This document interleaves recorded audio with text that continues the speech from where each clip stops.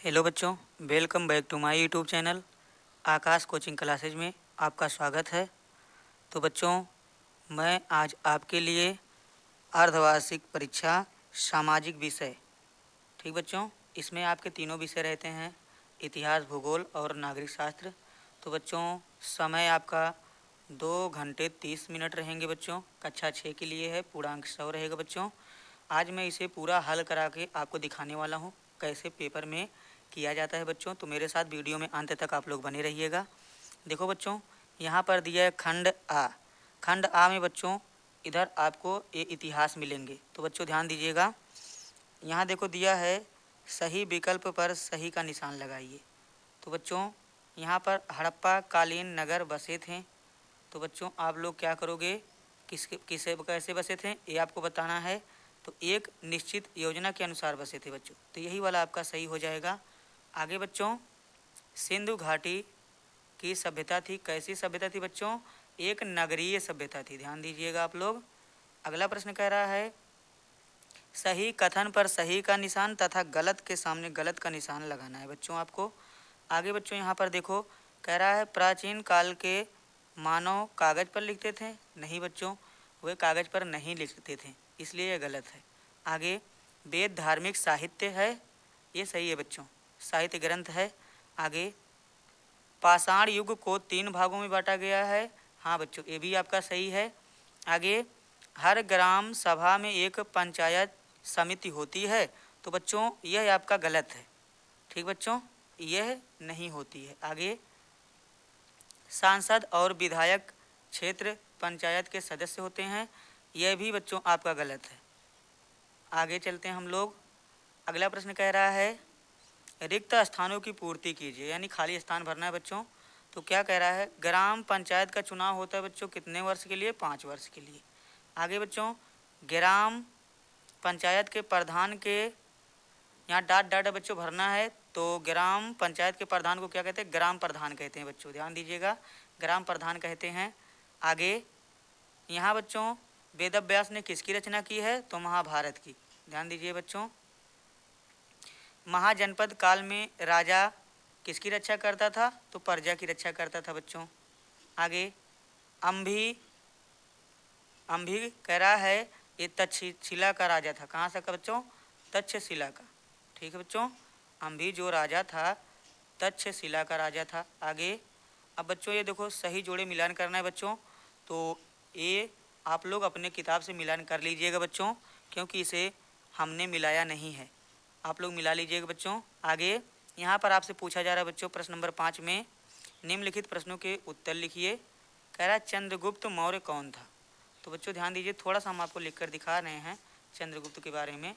तो आप लोग क्या करोगे बच्चों, देखो मान लीजिए आपसे पूछा जा रहा है चंद्रगुप्त कौन था, तो आप लोग क्या करोगे बच्चों, बहुत सिंपल सा काम करना है। अपने कॉपी पर आप लोग डालोगे, अब तक तो बच्चों भरने के लिए था सही गलत था, अब अपने कॉपी पर डालोगे प्रश्नों उत्तर नंबर 5। क्या डालोगे बच्चों, 5 का चंद्रगुप्त लिखने जा रहे हो बच्चों, तो आप लोग हेडिंग डालिएगा चंद्रगुप्त के बारे में। तो चंद्रगुप्त के बारे में जब लिख रहे हो तो का डाल दियो, यहाँ पर लिखिएगा चंद्रगुप्त के बारे में। तो चंद्रगुप्त के बारे में आप क्या लिखोगे बच्चों, जो उनके बारे में आप जानते हो वही लिख दीजिएगा बच्चों। तो चंद्रगुप्त के बारे में आप लोगों को पता होगा कि चंद्रगुप्त जो था भैया मौर्य वंश का संस्थापक था। तो आप लोग लिखोगे चंद्रगुप्त मौर्य वंश का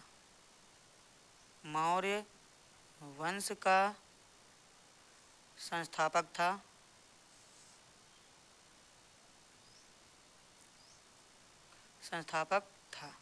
आगे बच्चों यहाँ तक तो हो गया।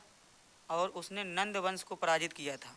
तो लिखिएगा उसने नंद वंश को पराजित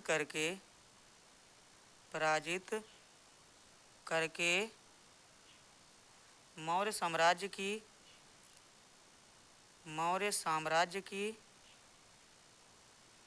साम्राज्य की नींव रखी थी।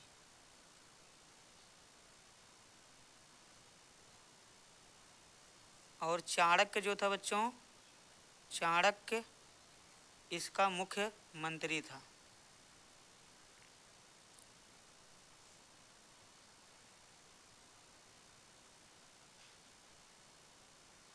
बस बच्चों चंद्रगुप्त के बारे में इतना हो गया। दूसरा प्रश्न आपसे क्या कह रहा है बच्चों, देखो दूसरा प्रश्न कह रहा है महावीर स्वामी द्वारा बताए गए 5 महाव्रतों के बारे में लिखिए। तो बच्चों आप लोग ध्यान दीजिएगा, आप लोग यहीं तुरंत डालिएगा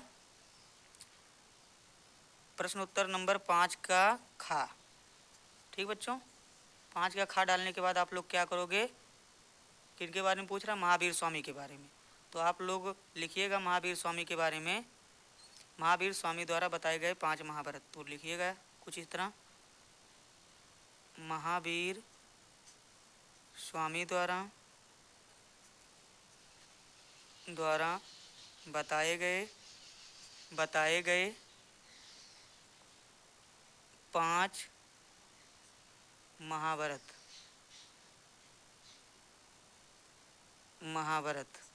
ये आपकी हेडिंग बन गई बच्चों। अब आपको इसमें लिखना है, तो किस तरह आप लोग लिखोगे बच्चों, ध्यान दीजिएगा, लिखिएगा महावीर स्वामी बच्चों 24वें तीर्थंकर थे, ये भी ध्यान दीजिएगा। तो आप लोग लिखिएगा महावीर स्वामी द्वारा 5 महाव्रत निम्नलिखित हैं।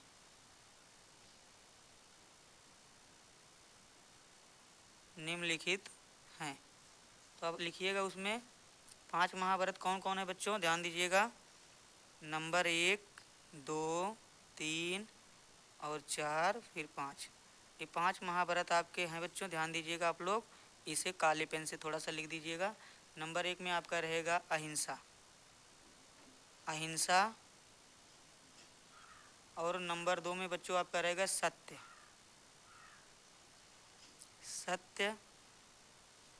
और नंबर 3 में आपका रहेगा बच्चों आस्तेय, और नंबर 4 में आपका रहेगा ब्रह्मचर्य,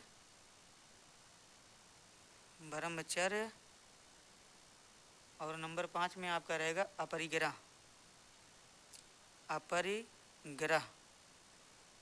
ये 5 महाव्रत हैं बच्चों। अब ध्यान दीजिएगा, अहिंसा मतलब होता है किसी भी जीव की हानि ना पहुंचाना, बच्चों। और सत्य का मतलब क्या होता है, हमेशा सत्य बोलना, ध्यान दीजिएगा, हमेशा सत्य बोलना। और बच्चों आस्तेय का मतलब होता है चोरी ना करना। ब्रह्मचर्य का मतलब होता है बच्चों काम वासना का त्याग करना, ध्यान दीजिएगा, काम वासना का त्याग करना। अपरिग्रह का मतलब होता है संपत्ति का त्याग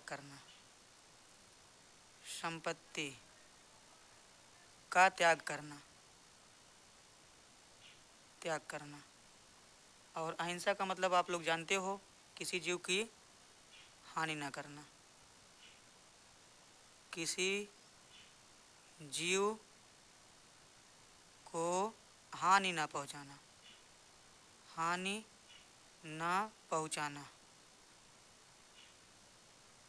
ये बच्चों आपके इतने हो गए महाभारत 5। अगला प्रश्न आपसे क्या कह रहा है, ध्यान दीजिएगा आप लोग, अगला प्रश्न कह रहा है वैदिक कालीन शिक्षा व्यवस्था का वर्णन कीजिए। तो हमें वैदिक कालीन शिक्षा व्यवस्था का वर्णन करना है बच्चों, आप लोग ध्यान दीजिएगा। तो आप लोग क्या करोगे, बहुत सिंपल सा काम करना है इसमें, ध्यान दीजिए, हम बताते हैं आपको। देखो आप लोग डालिएगा 5 का गा, क्या डालोगे बच्चों, इसी तरह डालिएगा 5 का गा, वैदिक कालीन शिक्षा व्यवस्था, हेडिंग डाल दीजिएगा वैदिक कालीन शिक्षा व्यवस्था,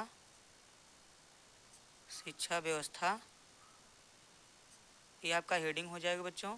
आप लोग अच्छे से राइटिंग में लिखिएगा, हम जल्दी जल्दी बता रहे हैं बच्चों, आगे आप लोग ध्यान दीजिए। अब इसमें लिखना क्या है, तो आप लोग लिखिएगा वैदिक काल में शिक्षा का मुख्य उद्देश्य। वैदिक काल में शिक्षा का मुख्य उद्देश्य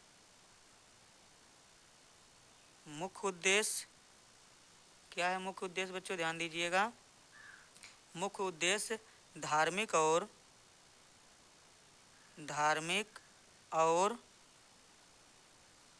और सामाजिक मूल्यों को सिखाना था।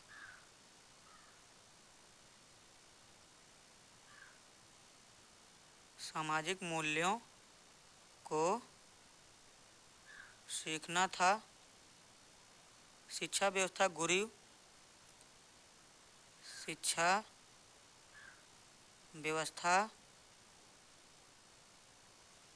गुरु और शिष्य परंपरा पर आधारित थी।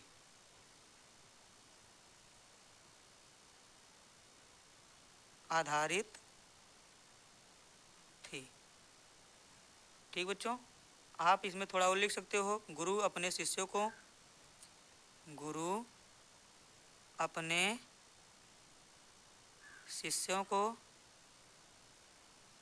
को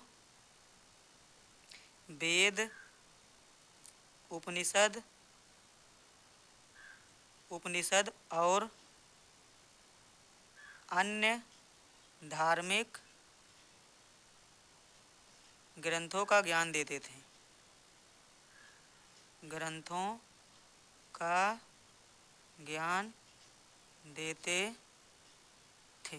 तो बच्चों इतना लिख सकते हो।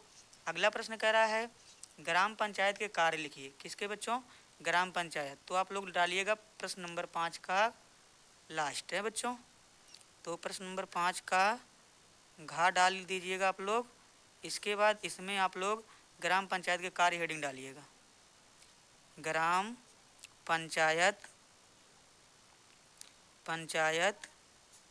के कार्य। ग्राम पंचायत के कार्य। तो ग्राम पंचायत के कार्य आप लोग डालने के बाद क्या करोगे बच्चों? आपको कैसे लिखना है ध्यान दीजिएगा। जो कार्य हैं आप लोग लिखिएगा। ग्राम पंचायत के कार्य निम्नलिखित हैं। ग्राम पंचायत के कार्य निम्नलिखित हैं।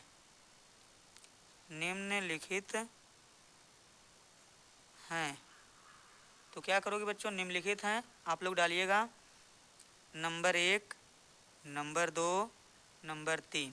तो बच्चों नंबर 1 में आप लोग काले से हेडिंग डाल दीजिएगा विकास कार्य।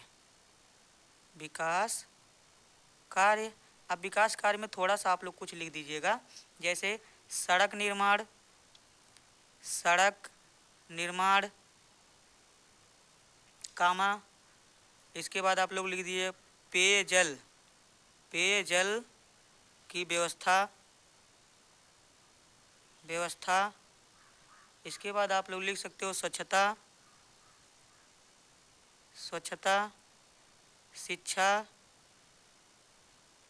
शिक्षा और स्वास्थ्य।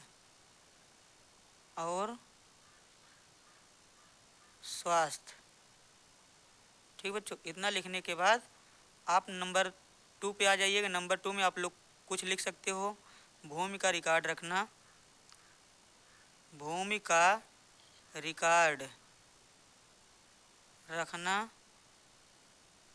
हेडिंग है ये। अब इसके अंदर आप लोग लिख सकते हो बच्चों भूमि संबंधी रिकॉर्ड को बनाए रखना।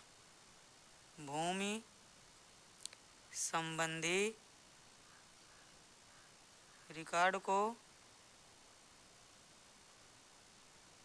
बनाए रखना।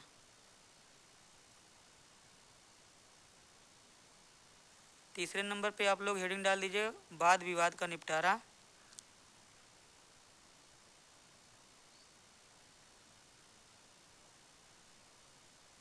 तो तीसरे नंबर पे आप लोग क्या लिखोगे बच्चों? ग्रामीण क्षेत्रों में होने वाले होने वाले छोटे मोटे विवादों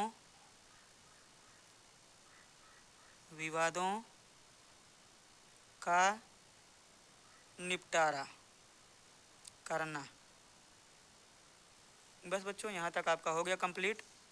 आगे चलते हैं हम, थोड़ा सा और बच्चा देख लेते हैं बच्चों क्या कह रहा है। देखो कह रहा है बच्चों कि 5 का अंगा है बच्चों। 5 के अंगा में कह रहा है तमिलनाडु व केरल राज्यों के नृत्यों के नाम लिखिए। तो बच्चों तमिलनाडु के नृत्य यहाँ पर देखो दिया गया। तमिलनाडु के नृत्य हैं भरतनाट्यम और केरल के नृत्य हैं कथकली मोहिनीअट्टम। ध्यान दीजिएगा बच्चों। अब यहाँ पर देखो बच्चों प्रश्न नंबर 6 में कह रहा है एक शब्द में लिखिए। एक शब्द में बच्चों राष्ट्रीय पशु पूछा जा रहा है। तो भारत का राष्ट्रीय पशु क्या है बच्चों? बाघ। राष्ट्रीय ध्वज तिरंगा। राष्ट्रीय पुष्प कमल। राष्ट्रीय पक्षी मोर। तो बच्चों बस इतना लिख लीजिएगा। अब खंड खा डालिएगा आप लोग बच्चों। खंड खा डालने के बाद बच्चों आपको क्या करना है, कह रहा है ग्रहों के नाम लिखिए। तो बच्चों ग्रह 8 होते हैं आपको, बुध शुक्र पृथ्वी मंगल बृहस्पति शनि अरुण वरुण, ये 8 ग्रह होते हैं बच्चों। यहाँ पर अगला कह रहा है ग्रह और उपग्रह में अंतर बताओ। तो बच्चों क्या करना है, ग्रह उपग्रह अंतर आपकी किताब में दिया, आप लोग वहाँ से देख सकते हो। आगे कह रहा है बच्चों भारत के प्रथम अंतरिक्ष यात्री कौन थे? तो प्रथम अंतरिक्ष यात्री राकेश शर्मा बच्चों। आगे ध्यान दीजिए बच्चों, ग्लोब पर अक्षांश रेखाओं की संख्या कितनी होती है बच्चों? तो यहाँ पर 2 होती है, ध्यान दीजिएगा, 181 और 179।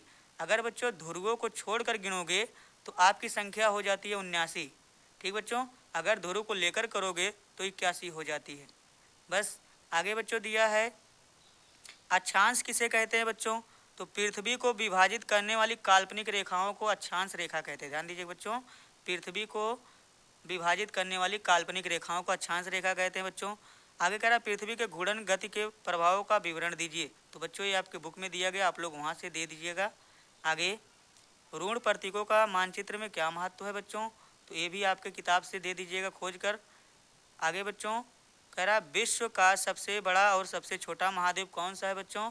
तो सबसे बड़ा महाद्वीप एशिया है और सबसे छोटा ऑस्ट्रेलिया है बच्चों। ध्यान दीजिएगा आप लोग।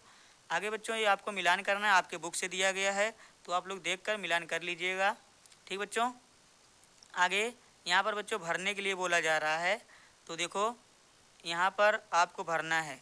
ठीक बच्चों, कह रहा है शून्य अंश अक्षांश रेखा को क्या कहते हैं बच्चों? तो इसे विषुवत रेखा कहते हैं बच्चों। यहाँ पर आप लोग विषुवत रेखा भर लीजिएगा।